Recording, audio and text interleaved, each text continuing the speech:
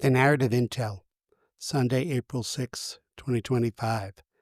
Forget STEM, get a BFA. The future of work needs a liberal arts degree.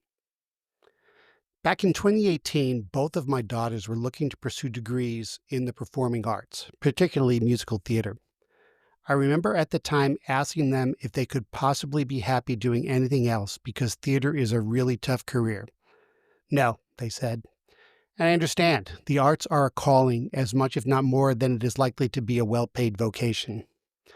A year earlier, I had been asked to speak on a panel put on by The Economist for Social Media Week in New York City. It was called Schrodinger's Bot, and the topic was the impact of chatbots on various industries and what they might be capable of over time. I was there to talk about the impact on customer service and was asked to kick off the discussion with a framework I often use to describe the impact of AI and automation on the future of work. The illustration I like to use when I describe the challenges and opportunities of our AI-infused work model is simple, complicated, complex. Simple is a recipe. Complicated is launching a satellite into space. Complex is raising a child. Right now, technology can handle most simple scenarios and some complicated scenarios, but complex remains out of reach. To a large extent, it's a question of scale. The Industrial Revolution was all about automating things and using technology to do it faster and cheaper. AI is the culmination of the Industrial Revolution. It is a technology that allows you to easily automate not just physical actions, but actions that require some simple and maybe even some complicated, quote, reasoning. I put reasoning in quotes because what we see as reasoning is really just statistics and probability. Yes, my college calculus is finally coming in handy. When technology can handle the simple and some complicated tasks, the complex remains the domain of human employees. For employers, it means they will need to hire for new skills. If a situation has come up before or a process is well defined, it can be automated. If it's new, someone needs to figure it out. What this means for the future of work is if you are doing a task that is well defined in terms of the scope and well defined in terms of the outcomes, it is likely you can be replaced by technology. If you're looking to future-proof your career, you need to find a way to be in a position to apply uniquely human skills. You need skills like problem solving, communication, creativity, improvisation, critical thinking, collaboration, team building, active listening, and empathy. You need skills like sense making that I've talked about before. As it turns out, these are the same skills my daughters learned in their musical theater programs. I'm not saying STEM goes away.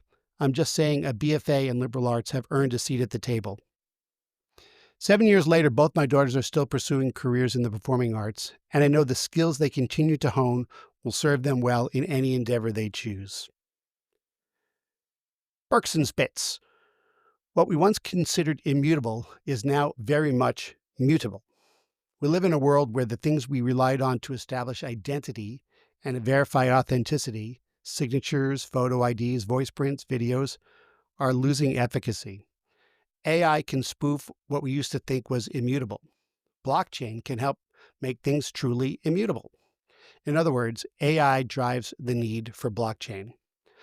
The two biggest challenges AI is creating are authentication and provenance. The two biggest value propositions of blockchain are authentication and provenance. We may have finally found a problem for the solution. What I'm listening to: Megan Rapinoe and Sue Bird on leading great teams and moving on. I'm a big fan of organizational psychologist Adam Grant and his Work Life podcast. In this episode, he has a conversation with two sports legends, soccer star Megan Rapinoe and basketball star Sue Bird. While the title focuses on leadership, there's one point where Adam asks them about some of what made them successful. Sue Bird's response is what I think is a key to anyone's long-term success. More than her shooting or dribbling ability, or even her athleticism, she said, "My greatest skill is my ability to adapt." She also had this advice for learning a new skill, which is great for individuals and startups. When you first start working on a new skill, you know you're going to be bad at it and it's going to be embarrassing or ugly, but eventually you get it. If I had a chance to go back to school, I think I would get a computer science degree again. I love the math and the technology, but most of all, I love the problem solving. Maybe a double major with theater.